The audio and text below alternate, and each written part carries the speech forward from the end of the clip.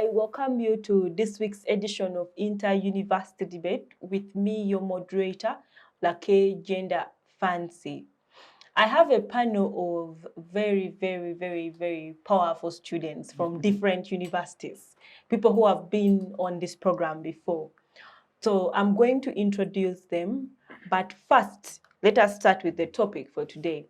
We are talking about something that has been highly discussed, and it is right now being discussed everywhere on social media platforms, in the mainstream media, on the streets. It has been discussed for over a long period of time, and that is the state of human rights in Uganda. So we are going to discuss that topic with the panel for today. Inter-University Debate, which is our program for today, it's brought to you by Center for Constitutional Governance and Civic Space TV. Let me introduce the panelists. Our first panelist, who is seated right next to me, is Mr. Onen Drake Douglas. Douglas studies law, Bachelor of Laws at Uganda Christian University. Douglas, you're welcome to the talk show. Thank you very much, Gender. I'm very humbled and honored to be on the show once again. Looking forward to having a fruitful discussion. Thank you. Yeah, sure. So how does it feel to not be hosting? It feels normal. Okay, so Douglas sometimes hosts, so today he's on the panel as well. So our second panelist is the only lady on the panel, and that is Miss Ayebare Denise, who is a student pursuing Bachelor of Laws at Makerere University. Denise, you're welcome to the show. Thank you so much, and thank you for having me. It's my pleasure. Our third panelist, who is also familiar with this talk show, that is Mr. Masawi Ivan. Ivan is an engineering student at Chambogo University. Thank you very much. First of all, I want to congratulate you upon graduation. We congratulate all Makererians who are viewers of our program, especially me personally. I'm highly attached to Makererians. So we congratulate you all. Thank you for CCG for hosting us. Yes, I hope a lovely discussion. Okay, thank you so much, Ivan. Thanks for your congratulatory message. We appreciate it as graduates of Makerere University. So let us talk about the state of human rights in Uganda. We have talked about it. Our forefathers have talked about it. So I'll start with you, Douglas. Yeah. So let us start from Uganda's obligation. What obligation does Uganda have in terms of human rights? Maybe you might have to start from what is human rights, what are some of the rights that we are talking about here, and the obligations that Uganda has in terms of human rights. Thank you. When you speak of human rights, what comes into someone's mind is a right to life, a right to live freely, among others. But before we go into the nitty-gritties of what exactly rights is, we need to know our history as Uganda in terms of our obligations, your question, in terms of enforcement and adherence to human rights. As a country, we are over 62, 63 years old, and we have had quite a history in terms of human rights in this country. Way back from the time of independence, the various governments that we have had, there was a lot of human rights violations in the year 1971 to 1979 during the government of Idi Amin Dada, and then therein we see a number of human rights violations that happens in Uganda until comes in 1995 when the constitution was promulgated, and therein in our constitution they captured chapter 4. And the Odoki Commission that looked into the promulgation or the manufacturing of the Constitution, in capturing or in coming up with chapter 4 after consulting a number of Ugandans, came up with a chapter 4 that looks at entirely human rights. So human rights, in simple terms, I would say these are rights, or these are laws that we see that we have that make us live as human beings and make us live freely. So then, coming back to the question of the obligations that we as Uganda have in terms of respect to human rights, I would say the constitution that we have on its promulgation, they have articles and they have provisions that provide us to how Uganda has to go ahead and ratify, go ahead and ratify laws or laws that possibly are international. So that's why now we have the Ratification Act that sees Uganda ratify a number of laws that we contract in, and we agree to abide to those rights. So as a country, we pay allegiance, or we pay respect to a number of international obligations, and we pay allegiance and respect to a number of those international rights. So as a country, not only does our Chapter 4 capture aspects to do with rights, but also we pay allegiance and respect to a number of international instruments that relates to rights. So therefore, to answer the question, that the topic of discussion today in a nutshell, I would say the state of human rights in Uganda is wanting, as we shall discuss, but straightforward, I believe I've answered your question. Thank you.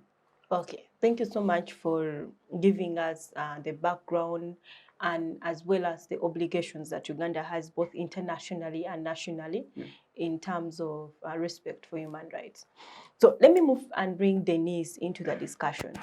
So Denise, drawing from the obligations that Uganda has under the international statutes and conventions, what has Uganda done to ensure the respect for those international obligations? Well, what has Uganda done?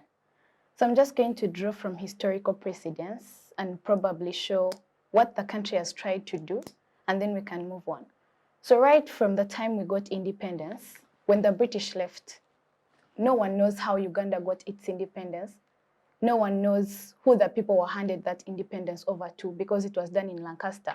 So when the British left, they left us with the same ways of us being the servants, with us having no citizenship and not us standing up for ourselves. So what necessarily happened, the government that came in were behaving like the British, just that they were black people. So that has continued over and over. Instead of us having citizenship as a country, which is necessarily ownership, we no longer have it existing. And necessarily that's why we are supposed to have governments that are accountable to us, that are transparent. Well, in terms of what the country has tried to do, it's very hard to defend this country anyways, but what it is trying to do and everything, it has tried to bring about many sort of laws that protect the people, even given the constitution, given the rights that people are supposed to have. But now the question is supposed to be asked, what have they done to uphold those laws? What have they done to make sure that these human rights are protected, even when we have them in writing? Have they abided to the international statutes? Have they abided to these laws that they have made as a nation?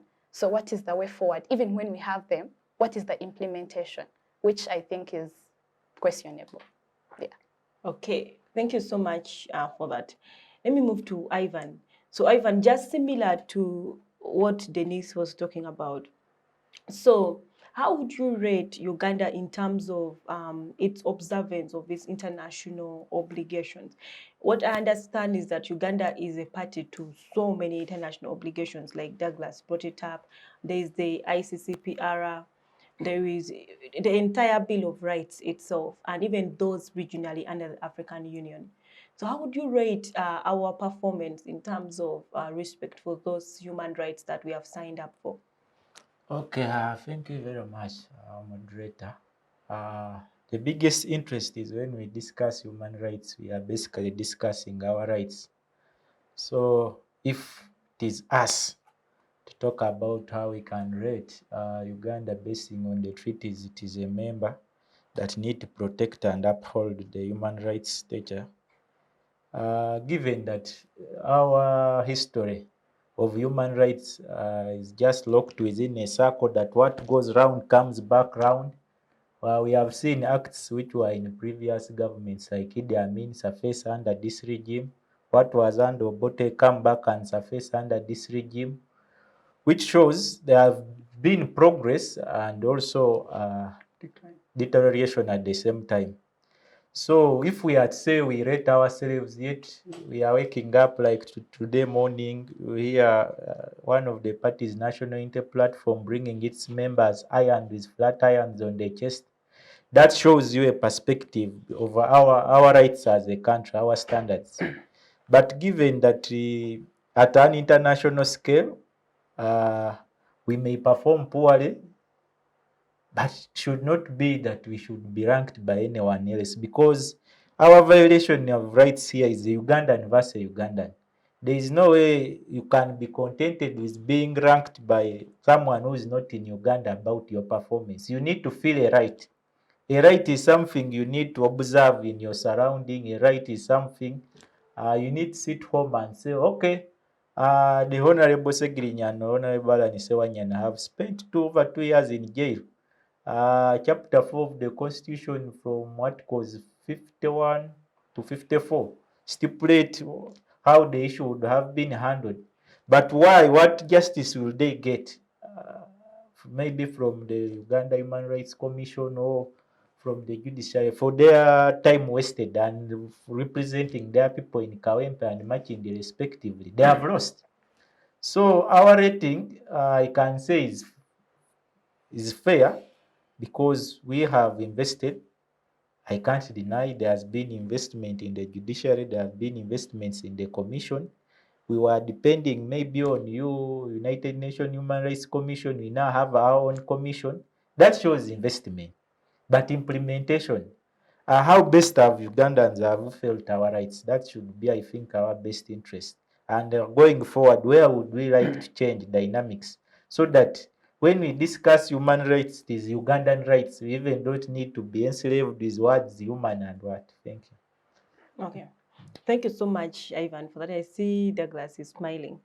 But Douglas, let's start from the angle of this topic of the status. So the status of Uganda, of human rights in Uganda, in your own perspective, where does Uganda stand in terms of respect for human rights? Allow me to start by talking about torture. Torture is one that we have seen has had a very high trajectory in the past 3 to 4 years. And it is one that has been also on the rise almost every day. Just yesterday, we saw a gentleman called Mwesigwa Eric, who he has mentioned.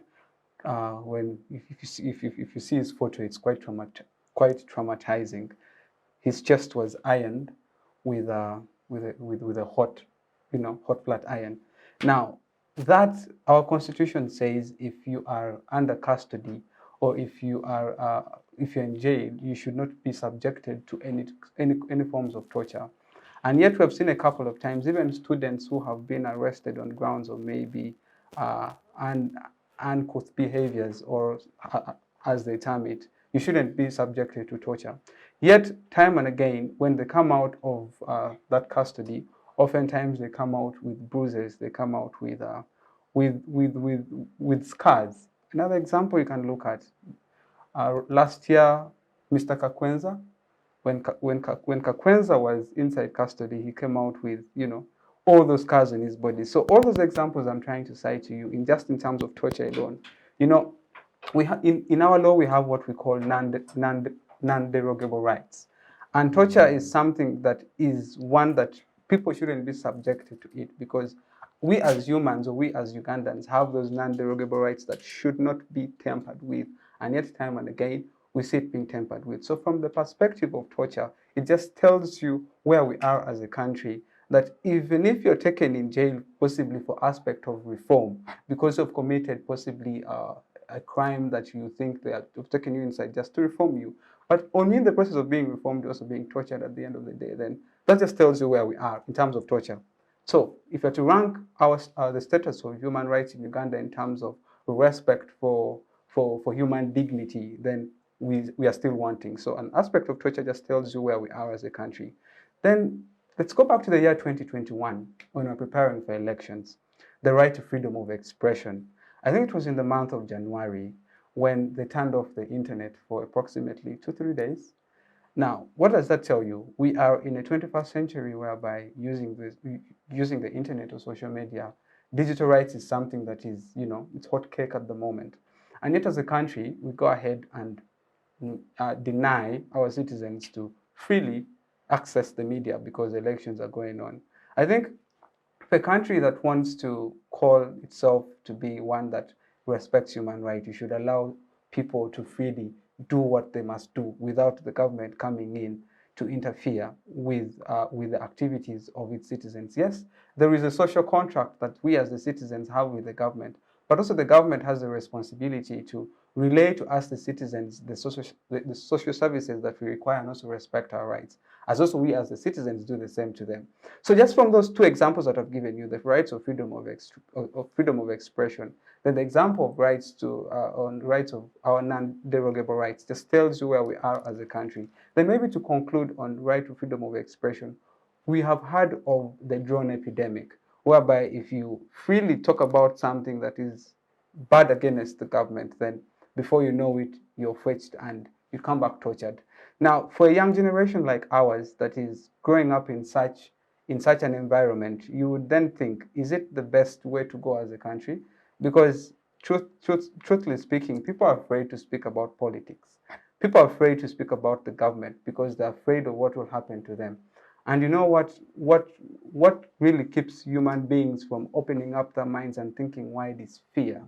And that's the first thing that brings us together as a society. You know, for students of jurisprudence, you understand man was at a state before, in a state of nature. We had no laws. But what brought us together was fear. Fear that the strongest would eat or benefit on the weakest. Now, because of that fear, we formed a society, we formed a government. We formed the government as the citizens give the mandate to the government to give back to us as the citizenry. So then, if it's fear that brings us together as humanity or as human beings, then it's the fear that we have as a country in terms of speaking about politics. How does it affect the state of human rights of our country? In my opinion, I would say it is one that is sad because we have a very huge young population that should freely engage on these political topics and political matters because it is what informs the nation in the next 20 or so years to come. So in a nutshell, I would say our state of human rights is one that is wanting, and it's one that is, we as young people, we should take keen interest and fight for our rights.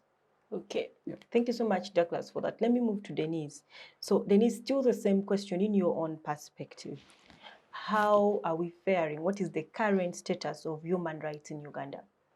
Well, minus all the political rights, there is something where young people have been radicalized and we have a lot of increasing radicalism.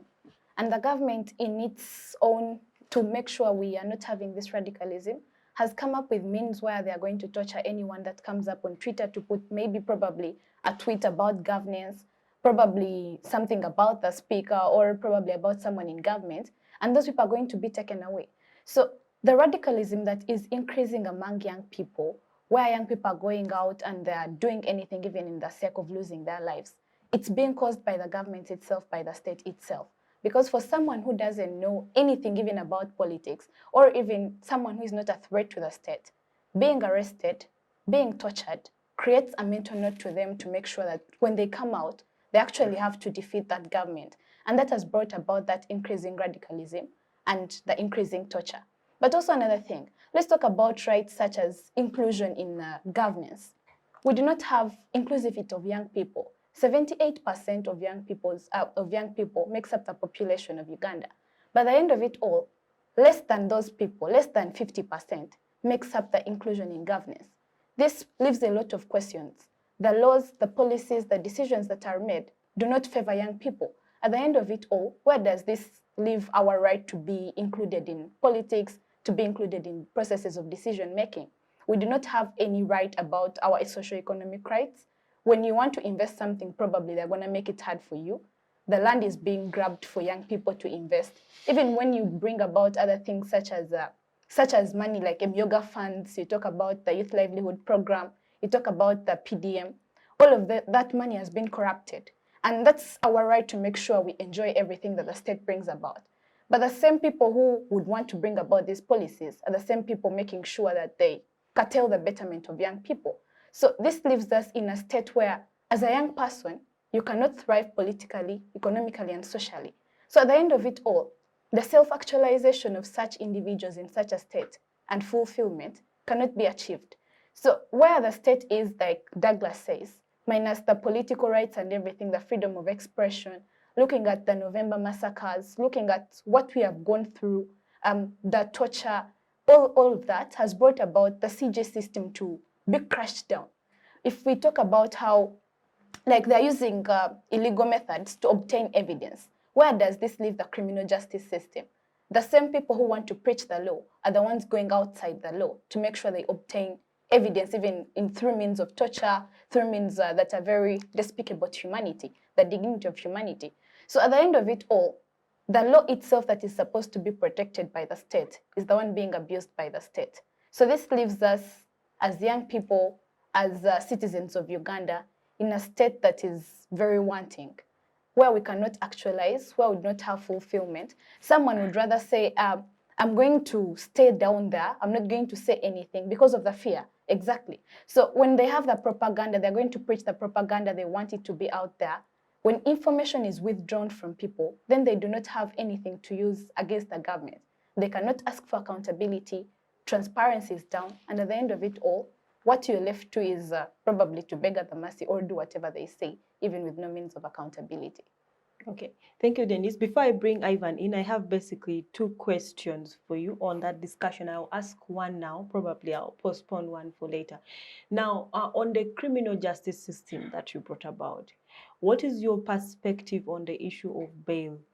Because we saw the president some time back when he came out and said, for capital offenses, some people don't deserve bail. There was that discussion on is it okay to take away bail from people because they are suspects in capital offenses. And then we have also seen court constantly refusing to grant bail. So what is your perspective on all that? Well, clearly, capital offenses are subjective to the state. What they determine as capital offenses is only to them what they think they are. And for sure, like how bail is supposed to be granted to individuals and how they have the right to access all this bail, and it's not being granted to them at the end of it all, it also makes the state questionable because you cannot necessarily detain someone for over 2 years and they've continuously been asking for like their right to access all this bail at the end of it all, and you do not grant them. So as the criminal justice system, what this shows, it shows those without the power and those in the system have the ability to marginalize those without any influence in the state. So at the end of it all, when you marginalize such minors, what you rather create, you're creating a government for the people in the system, those through the system, and everything is for those in the system. Others that are outside the system who would want to access their rights, it's being made difficult for them. Because at the end of it all, these are rights people are supposed to have. These are rights that they're supposed to have. That's why I said capital offenses are subjective to what the state thinks. Okay, Denise, okay. Aside from that, don't you think when we take the president's perspective, it would cap down committing capital offenses or something? Because that is the angle where he was coming from. Well, for a flawed democracy, when the president says something and for probably the past 36 years, we have not had any accountability, we have not had any transparency existing, even when majority of the people have been arrested in prison. Looking at all the elections, like how Dr. Kano Chizabesi has been arrested and denied bail, looking at how all the National Unity Platform supporters have been arrested, some tortured. For him to say something like that, it creates a lot of questions because it necessarily shows for someone who is supposed to have the law protected and now using the law to defend their acts, it is something that is very despicable. Okay, let me bring Ivan into the discussion. I said Douglas had something at some point to say. Let me start with Ivan. So Ivan, starting with your perspective, what is the current status of human rights? Yeah, most of us born under this government, we used to watch movies a lot about Idi Amin. We read history. We even read about the president's books, Mustard Seed and so on. Uganda's problem was always human rights. I think if you go to Idi Amin's movie, most of us, we have seen it all, unless what we have not seen is the suspension of Asians. But whatever Amin did in his movie, we have witnessed it. The only thing we have missed is suspension of Asians. And the president, in his coming to power, one of the key duties that forced him to go to the bush was human rights and vote rigging. Those were the key pillars that he claims in his own writings and words always as he speaks, that forced him to go to the bush. So most of us, we expected that at this level, given that we are exposed academically, and he has an academic government vis-a-vis Amin, who could have an excuse of having guys who had not met good education like Museveni has, he would be more accountable when it comes to the issue of human rights, given the exposure we have as a generation. So given our state of human rights currently, we have not done much. We do things, how should I say, we put a commission in place and then it takes over 4 years without sitting, lacking members. Members are appointed based on political dialogue, that you a former DP allied with me, I can make you a chairperson. The system itself, I think the institutions themselves, they have not got their rights as institutions.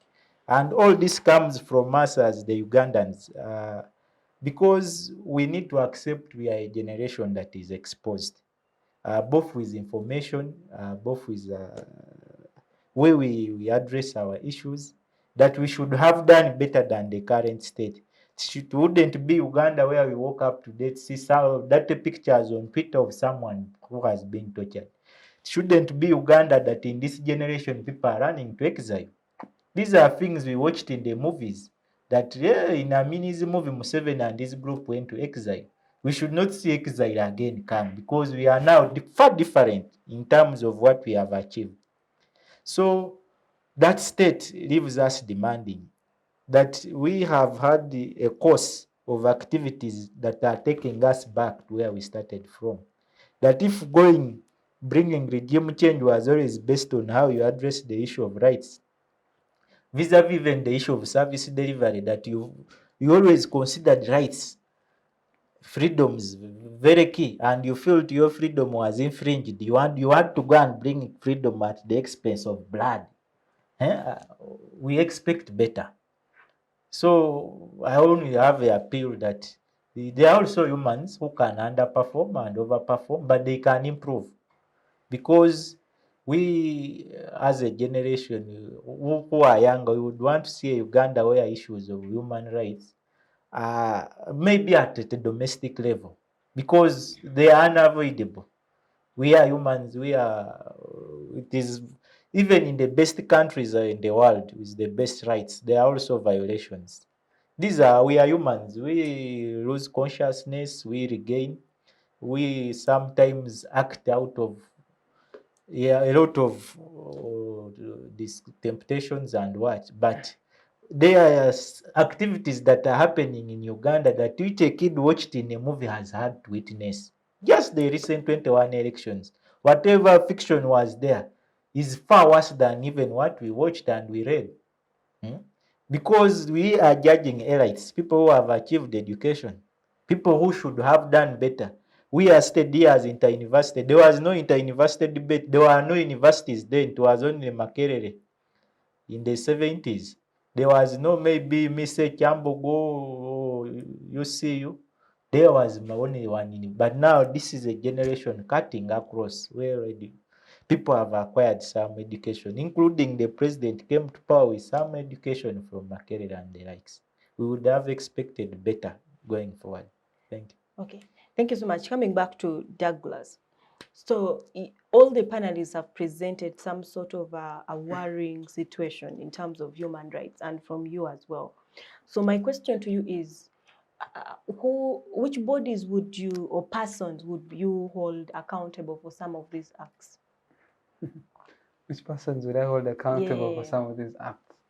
I earlier on said, as citizens of a country, we have a contract with the government, and the government has the responsibility to account to its citizens. Of course, the government has various institutions and various bodies, and primarily the body of government that is in charge of respecting and upholding and advocating for human rights is one, the Uganda Human Rights Commission. which in my opinion has been quite dormant. Sorry to say, but that's the truth. A number of people possibly go to the Uganda Human Rights Commission hoping to receive a service, but end up moving time and again and nothing is being done. That is one body that should be active on this. The civil society has been quite active in trying to advocate for people's rights and trying to stand strong to see that rights of citizens are quite respected. Kudos to them. They have done their job. Though their closure also puts a question mark on a number of reasons, because the government claims some of them were avoiding taxes, others were practicing money laundering. That was up to them, and that was their judgment.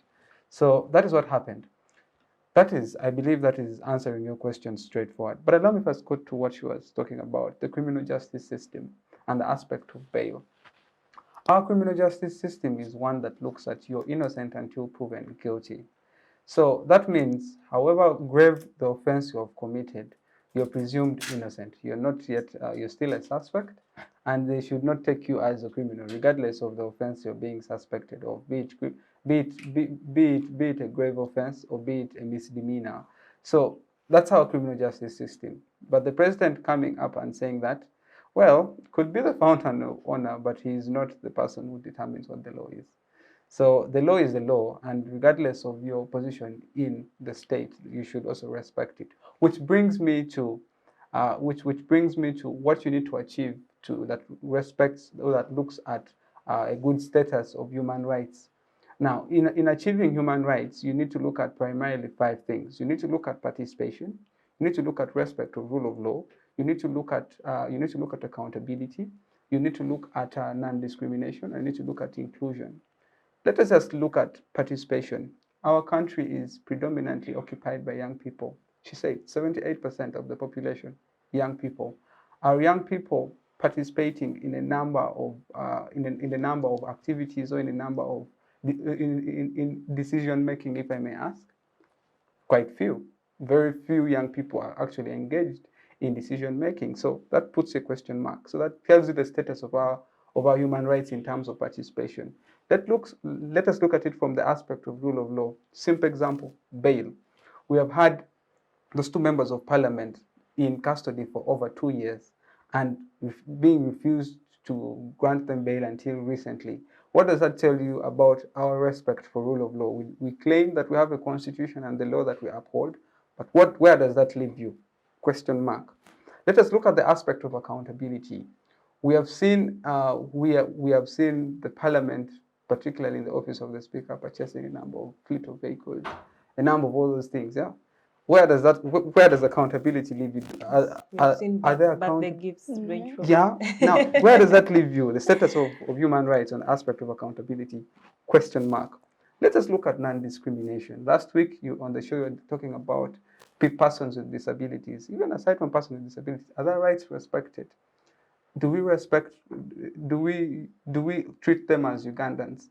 Aside even from persons with disabilities, Uganda, we have a plethora of tribes, we have a plethora of districts, but we segregate and discriminate each other.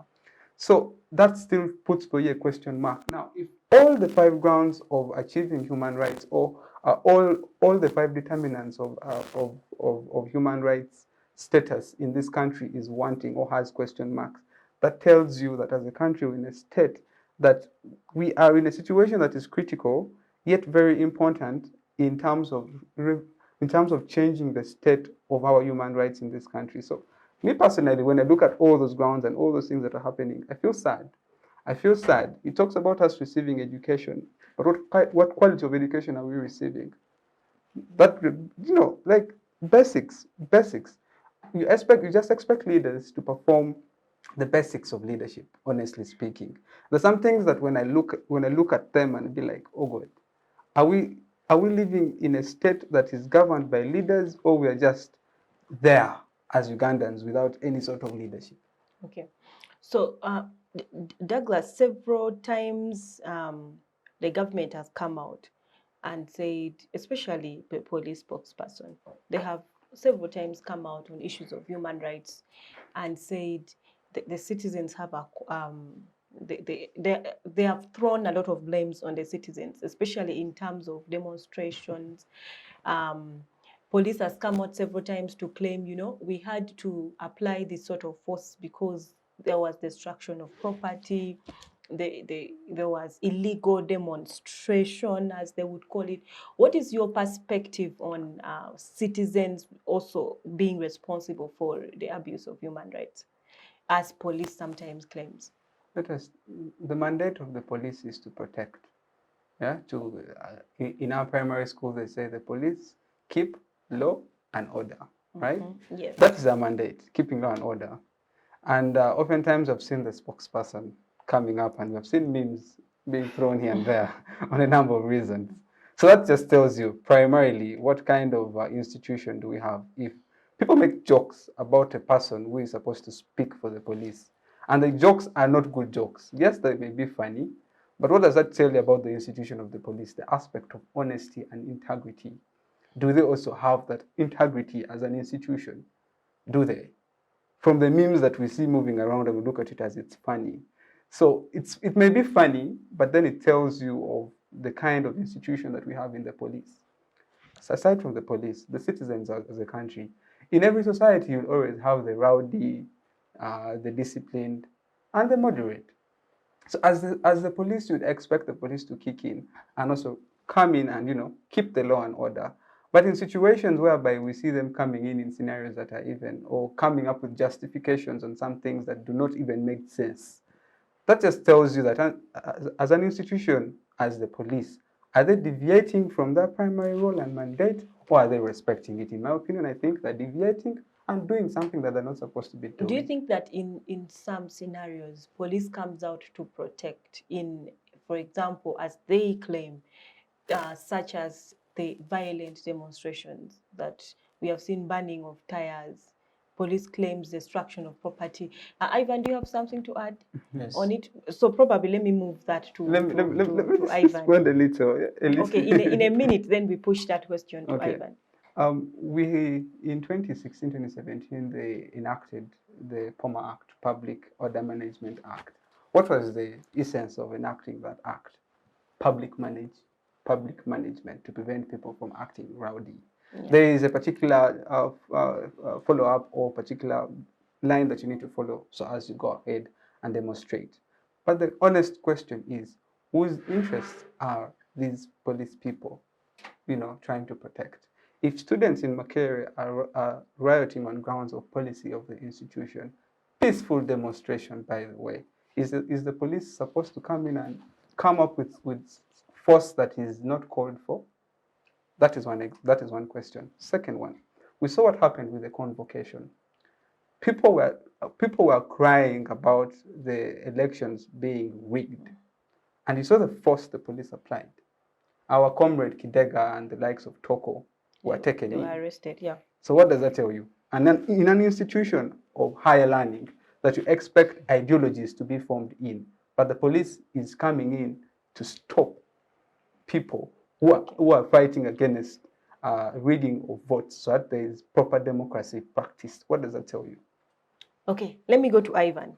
So Ivan, do you feel like sometimes there is responsibility on the side of the citizens? Yeah, one thing we are sharing, which is key, the state of rights in every country is determined by the state of governance. Whom does the institutions that are enforcing human rights work for? The current governance is responsible for the current state of human rights. The police's motto is to protect and serve. We have seen year in, year out, the police has kept its gold medal and its position in being the #1 violator of human rights. I think they now take pride in it because year in, year out. So we ask, as a citizen of Uganda, our interest would be, whom are they working for? For the citizens or for the people in power? The ranking of how institutions perform on the scale of human rights in Uganda has always remained similar. Given our African scale, we have seen countries where the police military have combined with the citizens and overtaken leaders whom they felt were unfair or who are not delivering. We have seen countries here in Africa where the military have even had cops and citizens celebrate. We have seen countries here in Africa where a president has been held hostage of citizens. But for our Uganda's case, when we come here, our biggest interest is the stature of human rights having issues is whom are the enforcers working for. If as the police, you even show double standards in enforcement of your duties that are written in the constitutions that were highly invested for by Ugandans, took their time, researched, enforced, but you want to impress your appointment authority. The people, the whole system is working towards ensuring an individual maybe overstays in power or because they feel I think also the individual is wise because you work out a system that works for you. I need to have, that is it. We can't deny that he also has leverage of also establishing how he can survive. But our biggest interest is the enforcers of human rights in Uganda. Whom are they working for? Than us on paper, we read the constitutions, we read chapter 4, we send Ugandan MPs to Pan-African Parliament, the United Nations, to go and sit as if they are representing Ugandans. Yet they are holding rights of an individual and the majority rights are being violated. So that is where Ugandans we should really pick interest. When we talk about rights, what is the scale? What is the standard? That if you say supporting NUP is a crime, where is the benefit of supporting NRM? Why is NRM not a crime? Let's have a standard that sees everyone as a stakeholder, everyone equal in front of the right, in front of the law, in front of the enforcement. Thank you. Okay, thank you. Let me get back to Denise. So Denise, earlier on, I told you I had two questions for you. So here comes the second one. You talked about economic rights. Of course, we know about the right to practice your own profession and so forth under economic rights. Now, let's talk about government programs that have come to the youth. We know the number of programs. We know issues of Emyoga, Youth Livelihood Fund, Operation Wealth Creation. We can list them. So, what is your perspective on government's effort to equip the youth economically? Well, government may bring out policies that are supposed to benefit the youth economically, but then the people in the government, let's talk about the vice of corruption and how many people are corrupting. Let's talk about how the likes of General Jim Muhwezi, we talk about the former Prime Minister Specioza. These are all people who have been involved in scandals. Okay, Denise, let me catch you right there. We are going to take a short break and we will come right. So let's take a short break and we will come back and continue with Denise's discussion. Digital rights are those human rights and legal rights that allow individuals to access, use, create and publish digital media or to access and use computers, other electronic devices and telecommunication networks. Digital rights include a right to freedom of expression, information and communication through technology, a right to privacy and data protection, a right to credit for personal works, a right to universal and equal digital access, a right to identity, a right to anonymity, a right to be forgotten, and a right for protection of minors, among others. The state's digital rights are frequently violated through various unfair actions, for example, blockage of websites and social networks, theft of credentials, unauthorized use of people's data for personal gain, privacy intrusion, online censorship, arrests and intimidation of online users, internet blockages, and the proliferation of laws and regulations that undermine the potential of technology to drive social, economic, and political development worldwide. It is hence every citizen's responsibility to respect rights of other digital users and to speak out or report to the responsible parties when one's rights are violated. Welcome back from that short break. We are still with university students discussing the state of human rights in Uganda. Before we took that short break, we were with Denise. So Denise, you can proceed and continue with your point. Well, talking about the government's effort to make sure how the youth are going to be economically empowered, there is no economic empowerment when those benefits do not trickle down to the grassroots. Talking about the vice, the common vice, we all talk about corruption. When you look at the top officers like Major General Jim Muhwezi, the former Prime Minister Specioza, You look at how many scandals Kahindo Tafide, how many scandals they have been involved in and land grabbing. But after every time evidence is brought out by the IGG, Anti-Corruption Unit, what happens? They are promoted to a different office for protection. Right now, as you talk, from 2007, Major General Jim Wes was just like an MP of Bujumbura, and now he's like the Minister of Defense. You talk about Kahindo Tafide, he's now a minister, and all that. So at a point in time that money is rolled out, let's talk about the 2018 Youth Livelihood Program. When that money was rolled out, most of it was corrupted, most of it was embezzled, but there were no mechanisms to make sure it was accounted for at the end of it all. It did not trickle down to the grassroots, to that person down. It did not trickle down to the many young people in the villages. Many young people are struggling to beat the system through setting up SMEs, but these SMEs are dying out. 50% of SMEs in Uganda die out even before a year elapses. That shows a lot about how the sector works, but also how the benefits are supposed to trickle down for them. So even in its vein to create those economic mechanisms to make sure young people are empowered, there has been failure of accountability for the people in the system. Because if you say this money is going to be rolled out, and year after year we are just changing the names of the programs, we're having Youth Livelihood Program, next time it's Parish Development Model, this time it's Yoga Funds, and we're just changing the names and nothing is being seen. 71% of young people right now in the economy are depending on the informal sector. So meaning that they earn below $1 and going forward. There is no inclusion in these policies, and that informs where we are supposed to have inclusion as key stakeholders to make sure that every policy, every decision that is made impacts us and not necessarily curtails our betterment. Okay. Thank you so much, Denise, for that perspective. Let me move to Ivan.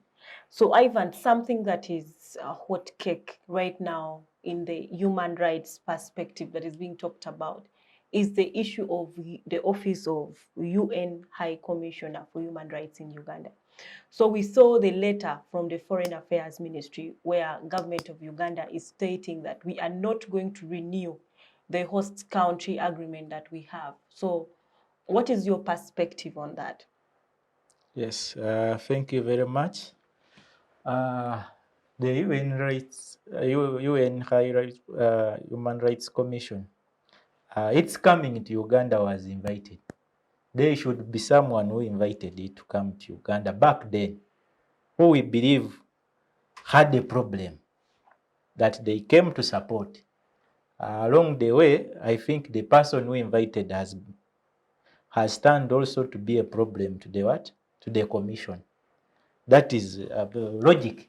That how did the United Nations Human Rights Commission come to be in Uganda, even when we are treaty to the treaty, but it's coming here, it came on call of insurgencies in northern Uganda. Maybe it came on invite. I don't believe it comes by accident. But if you, the person who invited it, today you feel it is your problem, it is not the problem to the cause of why you invited it, then there is a big problem. There's reasons why they give for its suspension. To a normal Ugandan who has seen MPs have been rotting in prison, someone is just ironed just a few days ago, you cannot take them as honest reasons. That you've now built capacity to handle human rights issues in Uganda. You maybe say we have now Uganda Human Rights Commission. We are now funding maybe the commission. It is now fully that's actually what the government constituted. Said. But you are saying this commission is fully constituted when the acts the commission has to do are not being done by the commission. When the commission is where I pose the question that who does the commission work for? The Ugandans or the individual who made the appointments? As long as the commission is working for the individual who made the appointments, it is useless. Someone will feel insecure with UN because it works for a mother organization, an international body. He will not have enough leverage and influence to always want them to report the way he wants them to report. So, as long as these local commissions are serving towards the regime interest, anyone else who is international, whether you are an NGO, whether you are a threat, it is just logic. that he has been a threat. And I think, given that he knew that one of the solving, let me now completely justify that the Uganda Human Rights Commission is fully constituted, it is operational, so that I use that as an excuse. Okay, so Ivan, if so what you're saying is that the reason the government provided There is no just doesn't run, because justification. the government came out clearly in their letter and said we now have capacity to, we have capacity to operate on our own and protect human rights. I think capacity is judged on a scale. And capacity is seen, capacity is felt. We should not be lied by a Minister of Information who is very arrogant in an address that when he's replying questions, he replies according to how he feels like. Capacity is felt. Capacity doesn't need suspension. Capacity would even have forced the United Nations Human Rights Commission to vacate Uganda years ago before even the issues of Northern Uganda, of Konyi, of what, capacity when people in Kasesa are massacred and you say you had capacity. Capacity when even the latest events would be showing capacity. The commission is handling victims of 1999, 95, and people are being compensated money which cannot even be spoken on a show for years of injustice. So capacity is felt. Capacity is not statistics. Capacity is if you all feel it that, yeah, our country have capacity. You can't tell me you have capacity, people are going hungry. The whole cost of living is high. The inflation levels are demanding. The biggest population who are the young people are very insecure economically. When you look at the infrastructure development index, how are we developing? Even when we go to maybe let's go to the judicial system, some of the implementers of who should be implementing the rights themselves, you look at they are having workload. You find the Judicial Service Commission, which needs more people in the system, but the country can't afford to meet those administrative Okay, costs. so Ivan, let me just ask you something right there as you proceed. So if the organs of government that are supposed to ensure protection of human rights were functional, would you say Uganda still needs the UN Human Rights Commission? Is why when you asked me whether we still need them or not, honestly, if they are here for what brought them, we still need them because we are still lacking. The only institution of the free legislative arms that has capacity in terms of numbers but not productivity is parliament. There are so many in big numbers, full, that they even sit in installments. But look at judiciary. You will find a court system where you find a magistrate has a big backlog file of cases to listen. The police and the military have a numbers, but the numbers are not productive because really, if they were productive, they are working towards one individual. Why would we employ a lot of security? Because security, you don't earn anything much. You're spending. Why would you have so much security if you know the state of human rights is good? And why is the police being ranked the #1 perpetrator? They have kept their gold medal so well that even they don't feel ashamed. The Rocket died, you would defend it very well. That you come on the street, you shall go down with you. Simple as that. So if we still have such a country, ask me, are they not the very reasons why you invited the United Nations Human Rights Commission in the first place? It means the times have changed, but the reasons for their invitations still remain holding. That is where we got issues with the government's address that you have capacity. Didn't you have capacity that time? The constitution was already there. It means the times have changed. They have also become a problem because you're also a victim of what they came to do. Not because you have capacity. Honest enough, you've invested more, but you have not invested in your acts as a person. You may invest in, let me employ, let me set aside some money, let's get some funders to Sweden, fund our judicial system. But the biggest challenge of leadership and governance are the acts, not even the money. Once your acts change, it means you've cut off a lot of unnecessary pressure and burden. So as long as the status quo here in Uganda remains same, they can't justify the reason for the suspension. Thank you. Okay, thank you so much, Ivan. Let me move to Douglas. So Douglas, your perspective briefly on the same, because I would like to, we have a lot to unpack still left. So on the same, what is your perspective? I like how Ivan says, he says capacity is felt, capacity is seen. And let me just start from the point of international relations. A country like Uganda is part and privy to the United Nations, and we subscribe to be part of the global village, and we are part of among the 150 plus members of the UN. So that means being part and parcel to the UN, we are under obligation to host relevant bodies of the UN when requested to.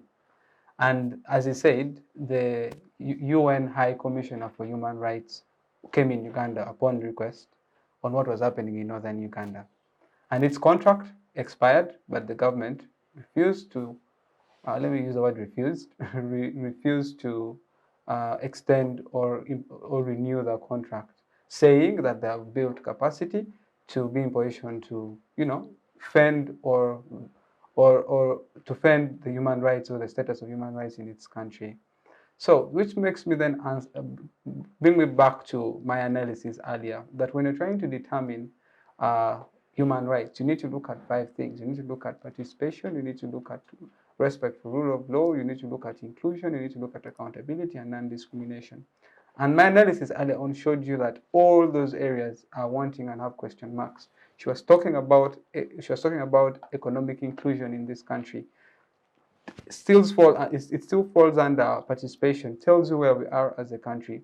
So the refusal to renew the contract of the UN High Commissioner for Human Rights in this country, then it clearly tells you the picture of what kind of country we are in at the moment.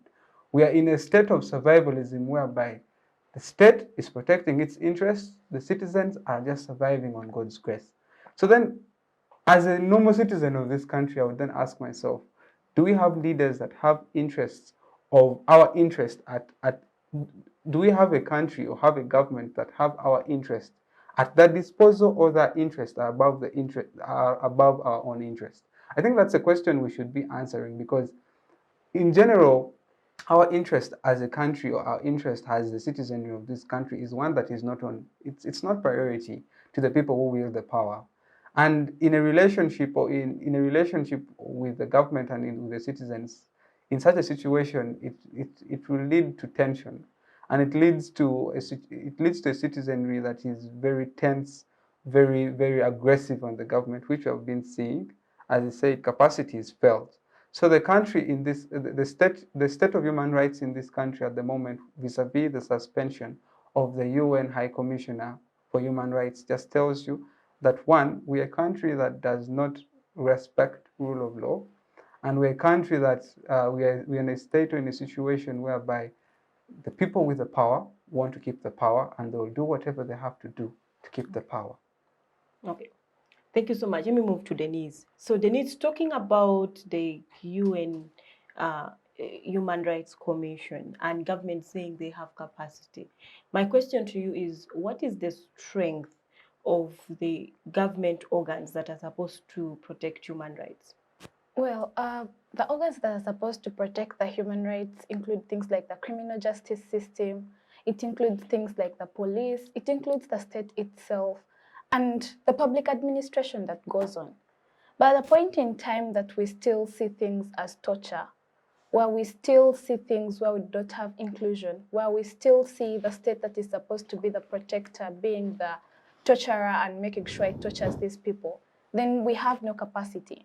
Notice that being part of the UN gives us an obligation, or it makes those organizations to sort of hold the governments accountable, where the citizens have failed to hold the government accountable. At a point in time that it is going to exit, then we're going to have several problems, because the citizens are powerless right now. As we can see with past elections right from 1986, well, we would say the president had the best views for the country. He was talking about human rights protection. He was talking about inclusivity. But right now what we see is that where I go to a polling station, the votes are more than the voters. And you ask yourself, what's not happening? Where you see people are no longer voting, people are no longer turning up. And that shows you that as a state you have failed, you have failures, but at the end of it all, you're using a form of escapism to make sure you continuously perpetuate your actions. Because if the seer or the over person who is supposed to see you and hold you accountable leaves, then that means that the citizens cannot hold you accountable. That means now the state becomes the state and we are surviving, like you said, on God's mercy.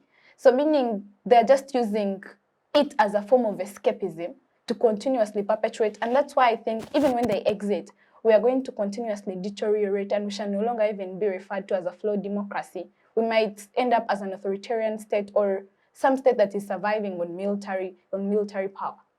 Okay, I see Ivan's asked something to add, but as you add, bring out your perspective. I also have a question for you on that. So the state that Denise just presented is a sort of a worrying state when it comes to the organs that are supposed to protect human rights. Now my question is, what do we do in such a scenario where the organs of the state that are supposed to protect human rights are in such a worrying state? Okay, before I even go to that, we look at the benefits of the commission which is being suspended itself. What are the benefits of its existence? Leave around the money it brings into the economy, the employment, because those are also key factors. It employs Ugandans, it brings in money. These individuals from the UN come here to also spend money. You benefit. You also get exposure to how is it done at an international level. I think the government never gave its report whether there was any beneficial in the last years that have existed. What was their benefit? Should we say the existing commissions that are going to stay have maybe taken or used them for scaling or mapping or study that whatever they benchmarked is what they are going to implement? That is where we needed the government to challenge our reasoning. That you benchmarked on UN, you're going to implement according to those standards. That you feel where what you are getting from UN, you can get it elsewhere. Just like some years when they wanted to suspend UN at the airport, the jobs, the money, you have young people you can't even employ, you have programs which are not sustainable, they are not effective, and you're in an economy that people just whistle, we shall go by whistle, the whistle will flop. So we also needed to look at that sector, at least to judge the commission basing on the benefits, not basing on our interest, that since you're touching in my interest, I feel I can't extend your contract. Is why I posed the question of whom are they serving, the institutions. So coming back to your questions, uh, once institutions are declining, it means also the governance systems have declined, because we put people in leadership to represent us and are held accountable for these institutions. Is why I told you the only institutions that has numbers and non-productive is parliament, but these are all representatives of the citizens. If one of their roles is to go and monitor on behalf of the citizens, because it is one of their key roles is oversight. So if they can't sit and do oversight on our behalf really, then because wasn't parliament there when the commission was not constituted, it existed. Who are they are also consumers of all these reports, whether human rights, whether auditor general, whether what, parliament is a senior. You see now, when it comes to issues monetary, it was Kosase last time, it was Bank of Uganda, parliament is very active because there is money, there is bribing. When it comes to airport issues, there is bribing, there is money, very active. But when it comes to issues of human rights, Segirinya and Sewanyan have been MPs. I never saw parliament pick interest in the rights of fellow parliamentarians like it has picked interest in NSSF fund. Yes? The fund where there is money is where Ugandans we have chosen our interest. We shall put too much energy, time, sit TVs even up to the night to listen to the commission. But where are the issues of Ugandans' rights? Where are the issues of Ugandans suffering abroad? Ugandans in the economy hit? Ugandans being violated? I think we lose interest. So we need to examine ourselves as a country. That if one of the key challenges that has been causing regime change has been violation of human rights, why should we have this trend? At least let the regime change because we are tired of change of face, change of guard, or because someone is coming to do better. But let's accept today if a regime is to change, someone will come and say, I'm the Jesus because there has been a person who has been violating this and this, I'm a Jesus. So times of Jesuses should end in Uganda, and we have statistics that flow when it comes to some of these issues. That the institutions have declined, but where are the people who are held accountable? These institutions are financed, and they are not foreigners working; they are Ugandans. How is the appointment procedure for these institutions? Do you say we shared this money because we knew the person who appointed us? Or we never worked because we never had a budget? I've seen quite often, you can even blame these individuals. I've seen commissions in Uganda that have been put into law by parliament, signed by President Inturo, and they never got a budget to go and work. Or they got less the intentions why they were put there.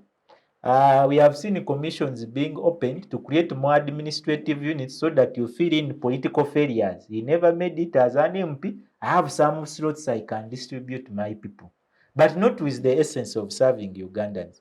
So the status of the institutions is equally equal to the state of governance.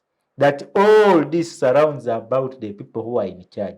If I'm appointed to head, for example, IGG, I'm Betty Kamya, but I was appointed because I lost my seat in Kawempe.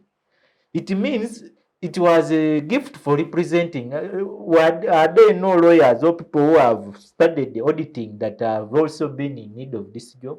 If people are appointed seats to leave it for another person to go for MP. So we need to look at all these issues that the degenerating institutions have been eaten up by the status of governance.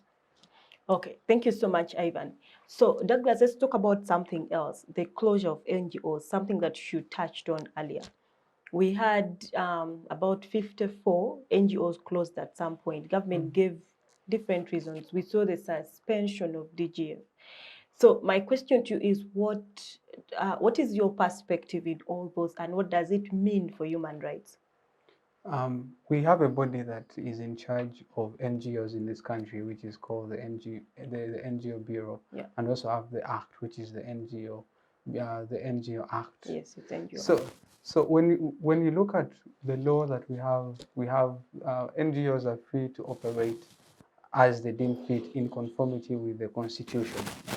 But then the reasons that the government gave when they closed some of those NGOs was the aspect of money laundering, were on grounds of registration, registration, taxes, avoiding of taxes, among others. Funding political activities.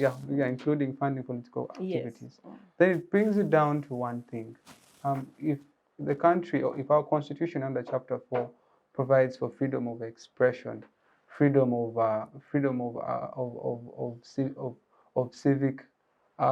civic responsibility, or among others, then you just need to ask yourself a question: that is the government or is our leadership one that respects civic responsibility or civic participation, among others? Because honestly speaking, the reasons for closure of some of those NGOs was not clear. Now you see, for example, DGF. DGF is one institution that has been funding a number of activities in this country. We need to look at the effects of its closure, because we have a number of people or a number of institutions that were being funded by DGF that are not functional now because they do not have the funds to run their activities. So I think the government needs to first look at, before making some decisions, what effects does it have on its citizenry? I know maybe they say it's for the best interest of its citizens, but is it really in the best interest of its citizens if these institutions are closed and the ones that provide the citizen with employment are the ones that go ahead and fight or advocate for rights of the rights of Ugandans. All those things need to be asked. So then, to answer your question on the perspective of the closure of some of those NGOs is, I still say the status quo or the status of the human rights in Uganda is still wanting. Because if you have bodies, civil society in general, that goes ahead and fights and advocates for rights of the citizens of this country, that provides that accountability aspect, that provides the check and balance onto the government. If it's being closed or if it's shrinking, then in a state like Uganda, that we are in a situation whereby we have torture, we have unlawful detention, among others. We need such bodies. We need such bodies that come in and check government on those grounds. But if they're being closed, then it comes down to one thing. It's wanting. Our state of human rights is wanting, and as a country, our eyes ought to open, because where we are heading for disaster. Okay, thank you so much, Douglas. We are running out of time. Let me come to Denise. So we are looking at solutions.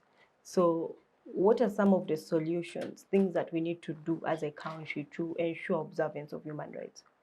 Well, for observance of human rights, it necessarily means we need to empower the citizens to ask for accountability. Like I said, we have lost citizenship, and loss of citizenship means loss of participation, means loss of inclusivity, means loss of mechanisms to ask for accountability. But citizenship is ownership. At a point in time that probably members of parliament are trying to entrench themselves in power and enrich themselves, where they spend money, millions of money during elections and everything. At the end of it all, when they go back to the parliament, they are wanting to replace that money and not necessarily do for what the people want. So what we need is necessarily the information, and to make sure they have the necessary information to hold the government accountable, so that the government can be transparent. There is nothing that you can beat when you have information. But when you continuously have propaganda, fear, you're necessarily controlling the masses. But when you give them information, you provide for them means of accountability, but also the access provides for mechanisms for the government to be transparent. Okay, thank you so much. And we move to Ivan. Yeah, equally the first solution as a honest Ugandan, you need to first put yourself into accountability, because we are equally responsible for the current state of how the whole issue of human rights is being portrayed in the country. That even as those we trust and by the system which is available, I can't say by vote. Oh, we entrust because we have lost. We entrust because we have lost. We can't fight and we have failed. But you as an ordinary citizen, as a university student, as a viewer, you have a mandate. Let it begin with you, because we want to say these people in the military who are all these people. Enanga is not from the moon. Enanga is a Ugandan. All these people whom have offenders, the Uganda police, the LDUs, the military, we never went and brought them from Cuba. These are Ugandans. So as a citizen, I call let's be cautious. Let's talk patriotism and not work for an individual. Let's talk love for fellow Ugandans. Because if you're Ugandan, you come first to maybe someone interest. Why would we have someone iron another person's chest? Because someone supports Kyagulanyi Robert, the other one supports Tibuhaburwa. It doesn't really equal up. So it is a call. Whether you're a police officer, you're a public servant, you're a student, you're a listener, you're a viewer, it starts with you. The issue of observance of human rights is where we are having challenges as a generation. We are brought up to say that we leave those issues for a certain category of institutions or people to handle, and we leave the responsibility.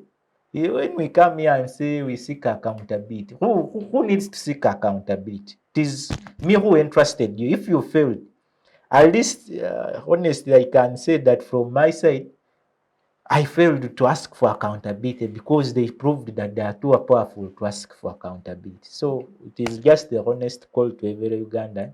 Let it begin with you. Observance of human rights to a fellow Ugandan is not an obligation much, because what you can harm another person and tomorrow it is you.